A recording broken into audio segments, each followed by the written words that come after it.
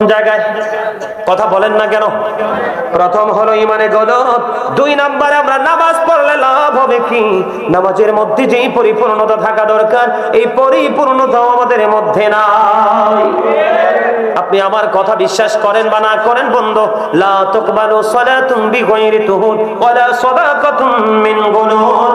বন্ধুরে আমার, পবিত্রতা ছাড়া বন্ধু ইবাদত কবুল হয় না, এবং হারাম মাল থেকে দান করলেও দান কবুল হয় না। ম্যাক্সিমাম লোক এখন সুদের টাকা ঘুষের টাকায় বন্ধু কাপড় পরে, কথা বলে না, আছে না নাই? এইটা তাদের একদিকের নোংরামি নাপাক। আর একদিকে যদি আমি আপনাদেরকে বন্ধু একটা মেসেজ দিতে চাই, বর্তমানে আমাদের দেশে যে নোংরামিটা চলে, বিশেষ করে মানুষ তো বেশি বেশি মসজিদে যায় না, জুমার দিনে যাও বন্ধু যায়, একটু কমার্শিয়াল ভাবে যায়। কথা কন না কেন? আমার কথা কি বুঝে আসে না? আলোচনা শুনবেন কিনা? আর জোরে বন্ধুরে আমার, আমি আপনাদেরকে যদি প্রথম দিকে একটু বলতে চাই, আমাদের অজু করতে গেলে, গোসল করতে গেলেও বন্ধু এখানে পবিত্রতা নাই। বলে কেমন হুজুর, কোন জায়গাটা আপনার কাছে বন্ধু? একদিকে তারা হারাম টাকায় উপার্জিত পোশাক পরেছে, অন্যদিকে বন্ধু ম্যাক্সিমাম যুবকের পরনে এখন আছে জিন্স প্যান্ট। কথা বলেন না কেন? এই যে জিন্স প্যান্ট পরেছো যুবক, আমি আজকে টপিক এখানে আলোচনা করব। আমরা মুসলমান হয়েছি বন্ধু নামে, কামে কিন্তু মুসলমানিত্ব অর্জন করতে পারলাম না। এই যে যুবকের দল, তোমরা উপর দিয়ে প্যান্টটা পরেছো, নাভির উপর নিচে এই দিক দিয়ে তোমার লজ্জাস্থান দেখা যায়, নিচের দিক দিয়ে পড়েছো টাকনোর নিচে, শরীয়তের সীমানা লঙ্ঘন করেছো। জোরে জোরে নাউজুবিল্লাহ। আল্লাহ বলেছেন লিবাসুত তাকওয়া যালিকা খায়র, আল্লাহর কাছে সবচেয়ে পছন্দের পোশাক, উত্তম পোশাক হলো তাকওয়ার পোশাক, শরীয়ত সম্মত। এই দিক দিয়ে বন্ধু থাকবে নাভি বরাবর অথবা উপরে, নিচের দিক দিয়ে থাকবে টাকনোর উপরে। এখন নিচের দিক দিয়েও চলে গেছে নিচে, আবার বন্ধু নিচের দিক দিয়ে চলে গেছে টাকনোর নিচে, উপরের দিক দিয়ে চলে এসেছে নাভির নিচে। জোরে জোরে বলেন নাউজুবিল্লাহ। টাকাটা কি হারাম? পোশাকটা যে কিনছেন এটাও হারাম। টাকাটা কি হারাম? বুখারী শরীফের মধ্যে সে হাদিস কানা, কেউ যদি বন্ধু 10 টাকা দিয়ে একটা জামা কিনে, 9 টাকা তার হালাল আর 1 টাকা হারাম। এই হারামটা 9 টাকার সাথে যুক্ত হয়ে পুরো টাকাটা বন্ধু না হয়ে গেল। এই পোশাক দিয়ে নামাজ পড়লে নামাজ কবুল হবে না। একদিকে তার উপার্জিত অর্থটা বন্ধু হারাম, আরেকদিকে পোশাকটা শরীয়ত সম্মত নয়। আরেকদিকে বন্ধু দেখা যায়, বিশেষ করে জুমার দিনে দেখবেন অনেক মুসল্লিরা বন্ধুরে আমার এত বেশি পেরেশানিতে তারা আছে, এত বেশি ব্যস্ততার মধ্যে আছে, জুমার দিনে খুতবা শোনার পর্যন্ত তাদের সময় নাই। কথা বলেন না কেন?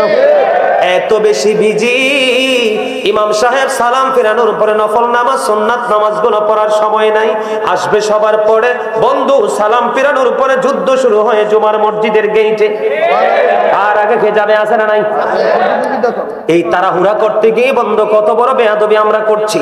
আপনারা দেখবেন সাধারণ মানুষগুলো, আজকে আসার সময় দেখলাম একটা এমন ভাবে প্রস্রাব করতেছে, বলার কোনো ভাষা নাই। দাউদকান্দি ব্রিজের ওপারে বন্ধুরে আমার, আমাদের পাপটা কোথায়? ঠুস করে আপনি প্রস্রাবখানায় গেলেন, প্রস্রাব করলেন, আবার পানি খরচ করে আপনি লুঙ্গি প্যান্ট পায়জামা বন্ধু ধুয়ে আপনি কি করলেন? মসজিদে চলে আসলেন। আজকের পর থেকে আপনি ট্রাই করে দেখবেন বন্ধু, আপনার এতদিন যেইভাবে দ্রুত গতিতে পানি খরচ করেছেন, পানি খরচ না করে আজকে বন্ধু ট্রাই করে দেখবেন আপনার লুঙ্গি পায়জামার মধ্যে প্রস্রাব পড়ে ফোঁটা ফোঁটা। বলে হুজুর কেন আসলেন? কারণ আমার নবী বলেছেন লা তুকবালু সালাতুন বিগাইরি তুহুর ওয়ালা সাদাকাতুন মিন গুলুল, পবিত্রতা ব্যতীত নামাজ কবুল হয় না, এবং হারাম উপার্জিত মাল দান করলে দানও কবুল হয় না। বলেছে কে? আমার নবী বলেছেন। সত্য না মিথ্যা? নবীর কথা সন্দেহ আছে? হযরত মুহাম্মদ সাল্লাল্লাহু আলাইহি সাল্লাম was born in Arab country. His father's name was Abdullah. His mother's name was Amina. His father said died before he was born. He lost his mother in his childhood. He was very truthful. Amar Nabi ছিলেন শ্রেষ্ঠ সত্যবাদী।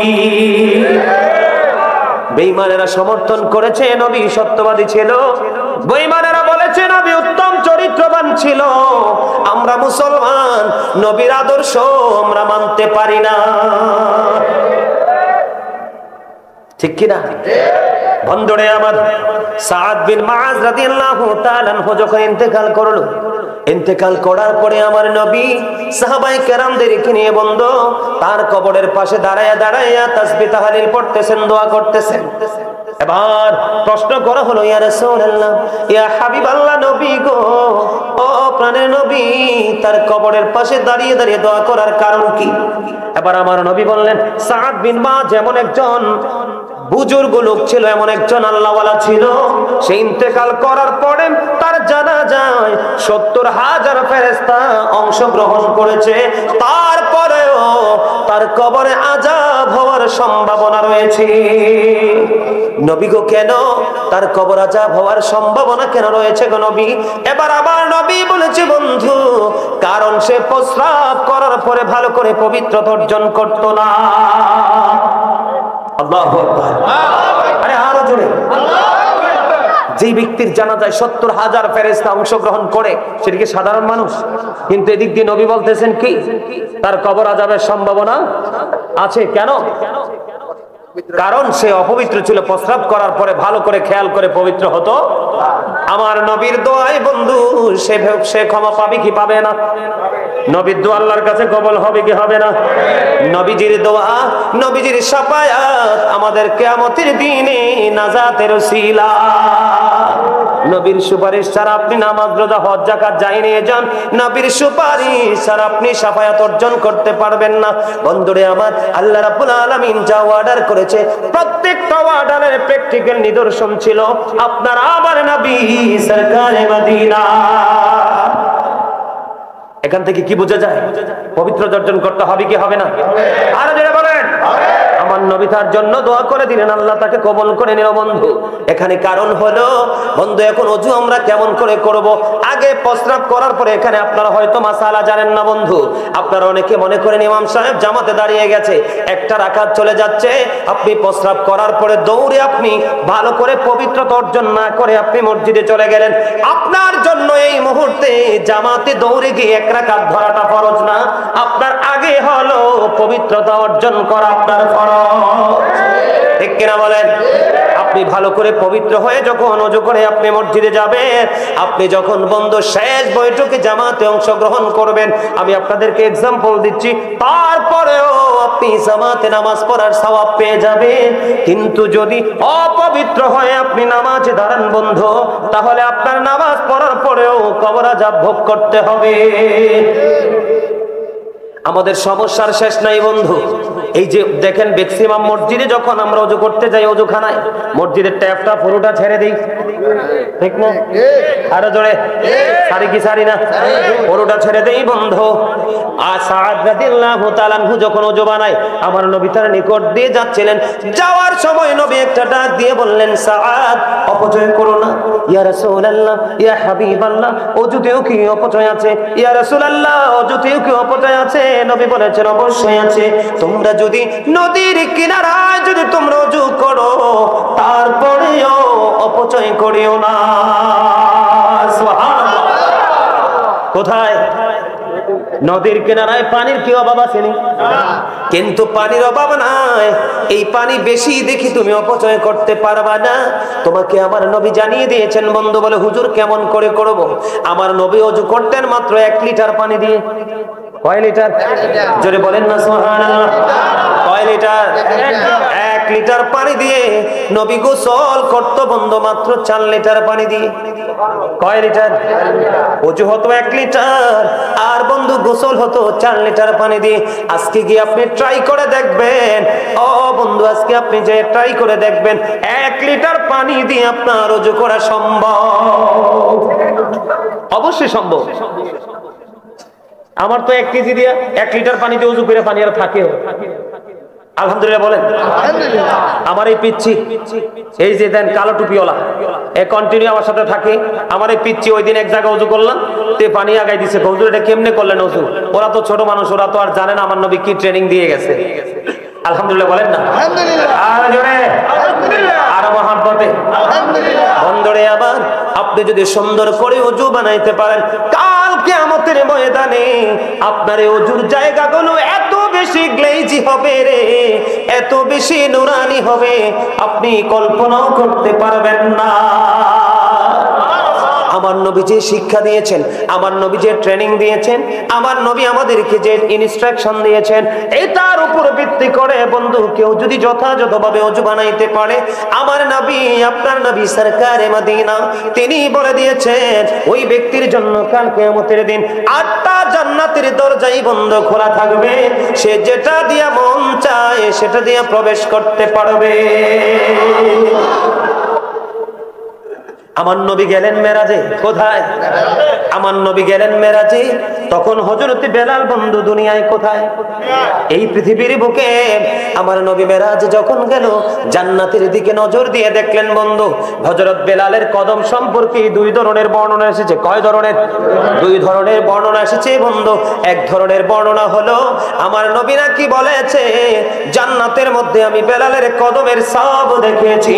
কেউ কেউ বলেছেন আমার নবী ওই বাবার নবী যখন মেরাজে জান্নাতে গেল, হযরত বেলাল রাদিয়াল্লাহু তাআলা আনহু বন্ধু পায়ের শব্দ নবী শুনেছে। অথচ বেলাল কোথায়? বেলাল কোথায়?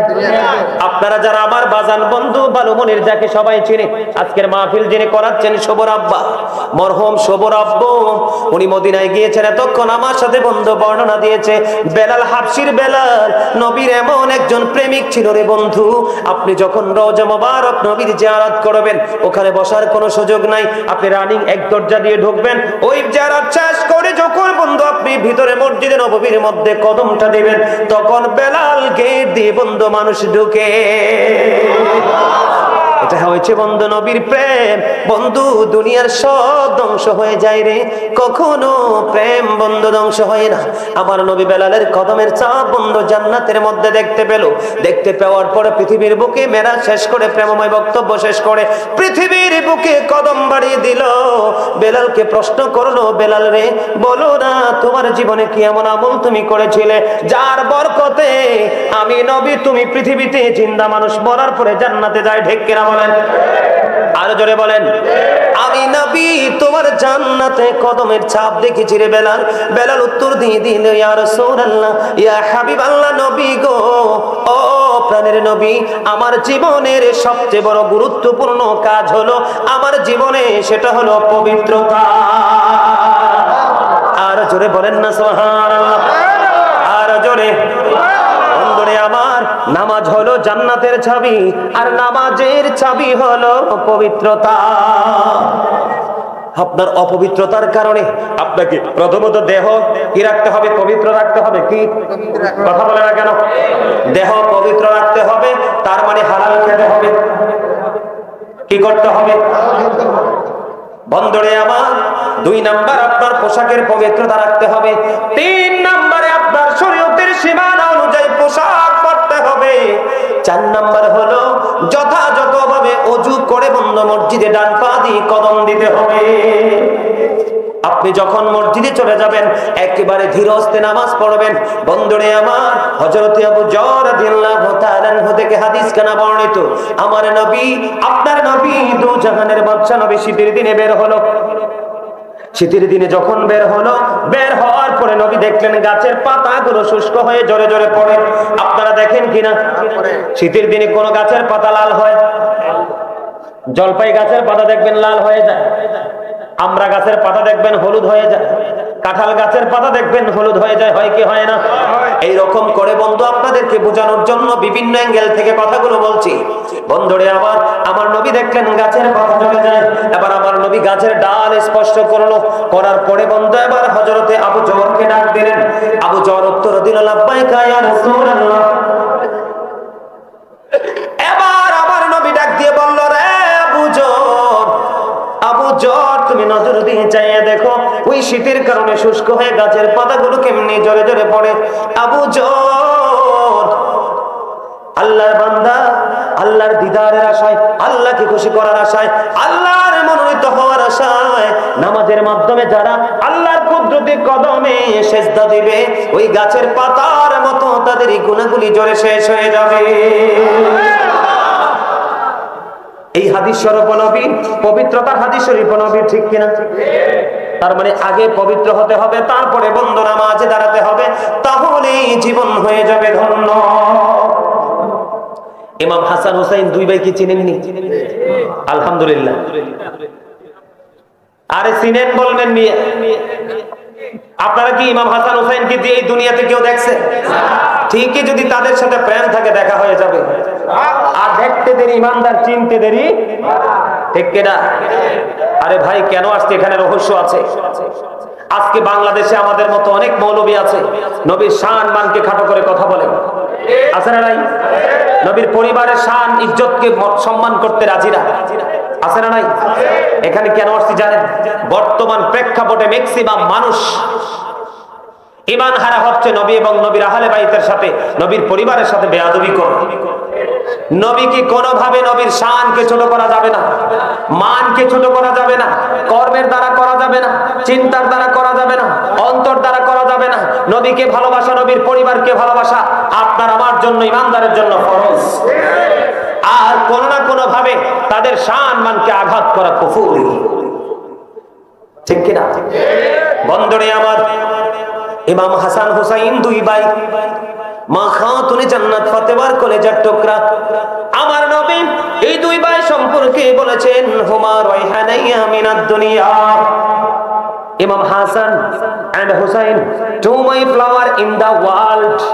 নবী বলেছেন ইমাম হাসান হুসাইন দুই ভাই দুনিয়ায় আমার দুইটা ফুল, শুধু ফুল না, সুগন্ধযুক্ত ফুল। আমার নবী আরো বলেছেন বন্ধু, আল হাসান ওয়াল হুসাইন সাইয়্যিদু শাবাবি আহলিল জান্নাহ। Imam Hasan and Husain are the leader of younger people in জান্নাহ। যেই যুবকের দল ইমাম হাসান হুসাইনকে ভালোবাসবে বন্ধু, তোমাদের লিডার হবে জান্নাতে দুই ভাই। বলছে কে? নবী, হাদিস শরীফ। এটা কি বিশ্বাস হয় না? না বিশ্বাস আপনার না হইলে আই ডোন্ট কেয়ার, আমার কিচ্ছু করার নাই, ঠিক কিনা বলে? আমার কথার মধ্যে বিন্দু পরিমাণ কোনো সন্দেহ, যিনি সন্দেহ করবে তোনারও ঈমান চলে যাবে।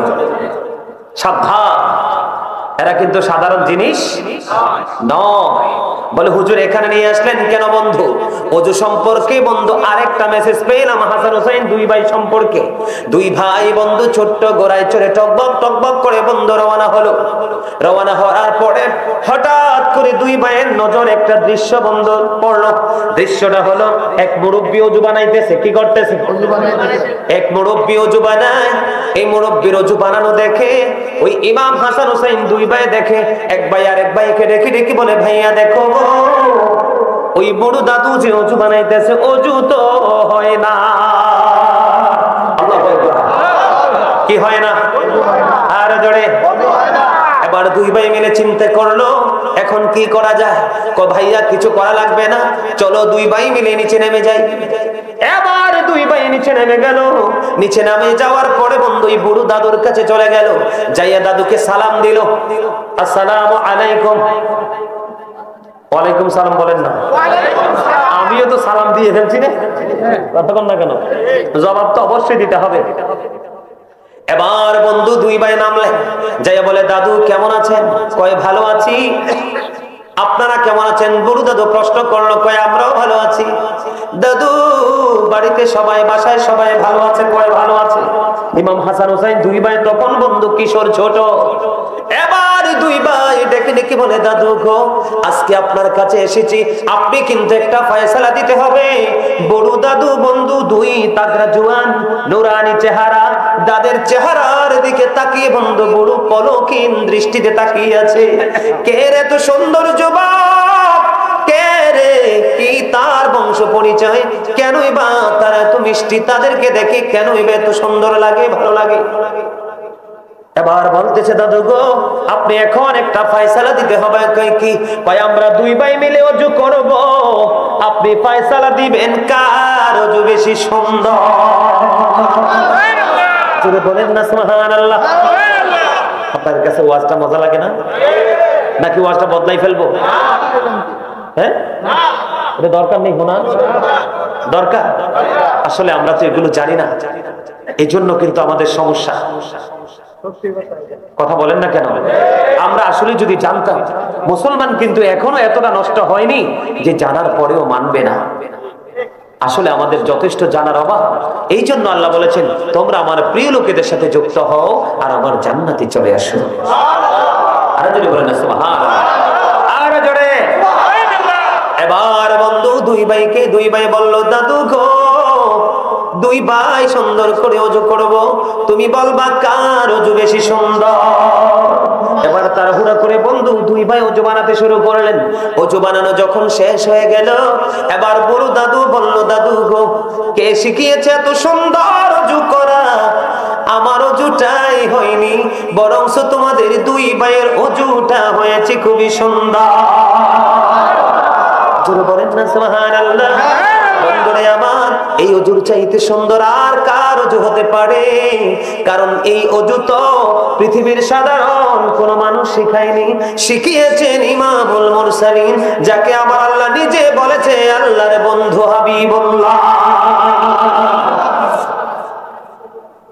আমরা যারা, আপনারা যারা জানেন না, যার আশেপাশে হুজুর যারা আছে, ভালো দক্ষ আলেম যারা আছে, তাদের কাছে যাবেন, যেটা জানেন না যেটা জানার জন্য, যেটা শিখেন না সেটা শেখার জন্য।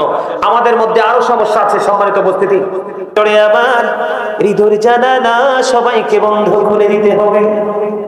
আমার নবী, আপনার নবী সরকারে মদিনা আমাদের জন্য নিয়ামত হিসেবে বন্ধ পৃথিবীতে কদম বাড়িয়ে দিয়েছে।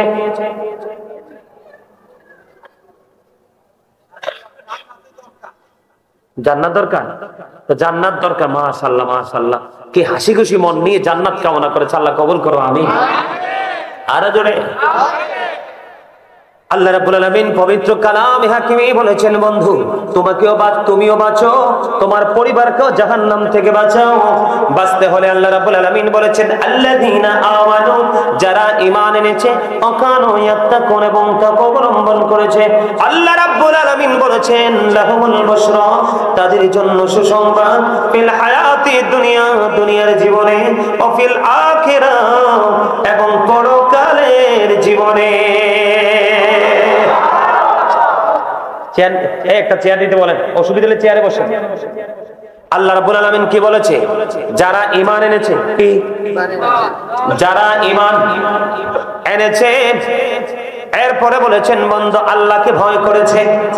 কাকে? আল্লাহকে।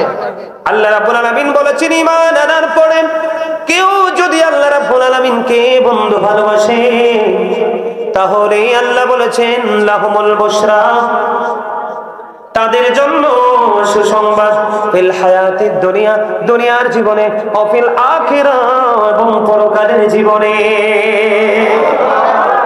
দুনিয়ার শান্তি, পরকালের মুক্তি যদি আপনি ইমানদার হওয়ার পরে কি করতে পারেন? আল্লাহকে ভয় করতে পারেন।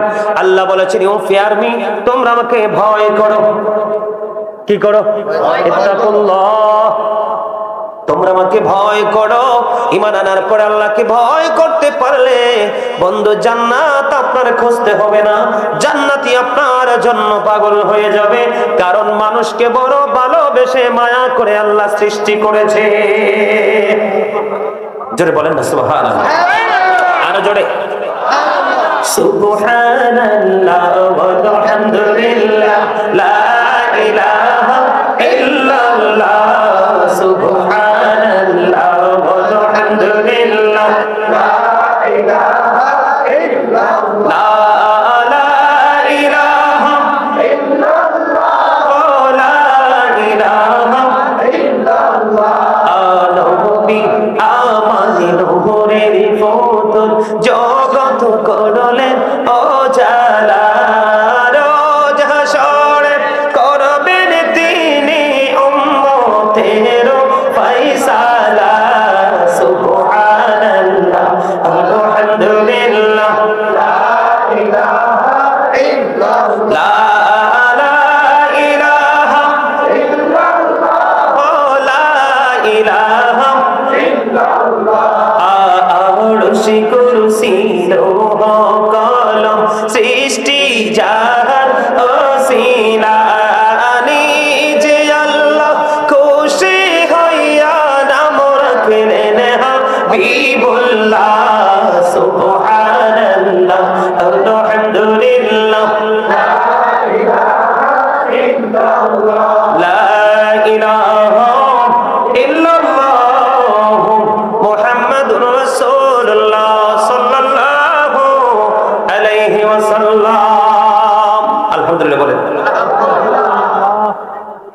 তা লাগবে না তো? না না, লাগবে না। আলহামদুলিল্লাহ বলেন না। আমি যেটা বলতে চেয়েছিলাম বন্ধু, আমাদের ইমানে গলত বিদায় আজকে বেঈমান কাফিরদেরকে আমরা অনুসরণ করি, আল্লাহর প্রিয় বান্দাদের অনুসরণ ভুলে গেছি। আমি আপনাদেরকে বলে দিতে চাই, আল্লাহ কোরআনে বলেছে বেঈমানেরা ইমানদারদের প্রকাশ্য দুশমন। আরো জোরে বন্ধু, একদিকে তারা বেঈমান, আরেকদিকে যে খেলা খেলেছিল এই খেলাটা ছিল জুয়া। ঠিক কিনা বলেন? আমি আপনাদেরকে জুয়ার আরেকটা এক্সাম্পল দেব, আপনারা বুঝবেন না। দুইটা পক্ষ যখন খেলা হয় এর মধ্যে পুরস্কারের ঘোষণা হয়, ঠিক কিনা? তুমি যদি জিতে যাও তাহলে পুরস্কার তোমার জন্য বরাদ্দ, এই পুরস্কারটাই বন্ধু জুয়া। আমাদের বাংলাদেশে মাছের লটারি হয় কি হয় না? আপনাদেরকে সহজে বোঝার জন্য এই জায়গায় নিয়ে এসেছি বন্ধু। মাছের লটারি হয় কি হয় না? বন্ধুরে আমার, এই যে মাছের মালিক, ফিশারির মালিক বন্ধু, তিনি কি দিয়ে দিলেন? এটাকে লিজ দিয়ে দিলেন, আর অসংখ্য মানুষ টিকিট কিনলো মাছ ধরার জন্য। আছে না নাই? আর জোরে বলেন, আছে না নাই? মাছ ধরার জন্য ও বন্ধু, তারা যে লিজ নিয়ে মাছ ধরার জন্য পুকুরে নামলো, এই যে মাছ ধরাটা এটাও বন্ধু জুয়া। বলে কিভাবে জুয়া হলো হুজুর? জুয়া হওয়ার কারণ হলো আপনার অনেক সময় দেখা যায় যারা বড়শি ফালায় তারা যেই টাকা দিয়ে টিকিট নিয়েছে তার তুলনায় অনেক বেশি মাছ তারা উঠাতে সক্ষম হয়। এই জন্য ফিশারির মালিকের লস হয় কিনা? আরো জোরে বলেন না। আবার অনেক সময় দেখা যায় যেই টাকা দিয়ে বন্ধু টিকিট নিল, এই টিকিটটা নেওয়ার পরে তারা বড়শি ফালাইলো, সেই টাকা, যেই টাকা দিয়ে বন্ধু টিকিট নিয়েছে সেই পরিমাণ মাছ তো ধরতে পারে না, তারা এখানে লস দিয়ে যেতে হয়। এখন জিতলো কে? ফিশারির মালিক। এই জন্য বন্ধু এটা জুয়া। আল্লাহ বলেছেন ইন্নামাল খামরু ওয়াল মাইসিরু ওয়াল আনসাবু ওয়াল আজলামু রিজসুম মিন আমালিশ শাইতান। জোরে বলেন আল্লাহু আকবার। আল্লাহ রাব্বুল আলামিন অত্যন্ত চমৎকার ভাবে বন্ধু বলে দিয়েছেন। আল্লাহ রাব্বুল আলামিন বলেছেন মদ, জুয়া, মূর্তি, ভাগ্য গণনা, ঘৃণ্য বস্তু শয়তানের কাজ। এই জন্য বলেছি আপনার জীবনে যত বেশি বন্ধু শয়তানকে হারাতে পারবেন তত বেশি জান্নাত আপনার সহজ হয়ে যাবে। আর জীবনে যত বেশি আপনি শয়তানের কাছে বন্ধু হেরে যাবেন তত বেশি আপনি জাহান্নামের নিকটবর্তী হবেন। আপনি শয়তান আপনাকে হারাতে পারবে না তখন যখন আপনি ঈমানটাকে মজবুত করতে পারবেন। একজন পুরুষ আর একটা নারী আরেকটা নারীর লজ্জাস্থানের দিকে তাকায়ও না। একটা পুরুষ আর একটা পুরুষের নিচে একই কাঁথার নিচে ঘুমায়ও না। একটা নারী আরেকটা নারীর সাথে একই কাঁথার নিচে ঘুমায়ও না। এখন আপনি যে ওই যে একদিকে তারা বেঈমান, আরেক দিকে খেলছে তারা জুয়া, আরেক দিকে তারা পরেছে হাফ প্যান্ট, লজ্জিত পোশাক, আপনি যে তার দিকে নজর দিলেন, একদিকে বন্ধু জুয়াকে সাপোর্ট দিলেন, আরেক দিকে আল্লাহর হাবিবের কথাকে উপেক্ষা করে, আল্লাহর অর্ডারকে অমান্য করে আপনি তার লজ্জাস্থানের দিকে নজর দিয়েছেন, আপনি সব দিক দিয়ে পাপী হয়েছেন। ঠিক কিনা বলেন? আজকে সেই দিন বন্ধু, আমরা শহরে সিটির মধ্যে মানুষ ঘুমাইতে পারে নাই গোলা আতশবাজির আওয়াজে। ঠিক কিনা বলেন? আছে না নাই? ছিল কিনা? গোলা মারা এটা ইমানদারের জন্য টোটাল হারাম। আতশবাজি এটা বন্ধ মুসলমানের জন্য টোটাল হারাম। সব দিক দিয়ে মুসলমান বেঈমান কাফেরদেরকে বন্ধ ফলো করতেছে। তাদের একটা বারো তাদের সেন্স আসে না, তারা ভালো করছে না কি মন্দ করেছে। আমার কথা কি বুঝে আসে না? কথা বলেন। প্রথম হলো ইমানে গলত।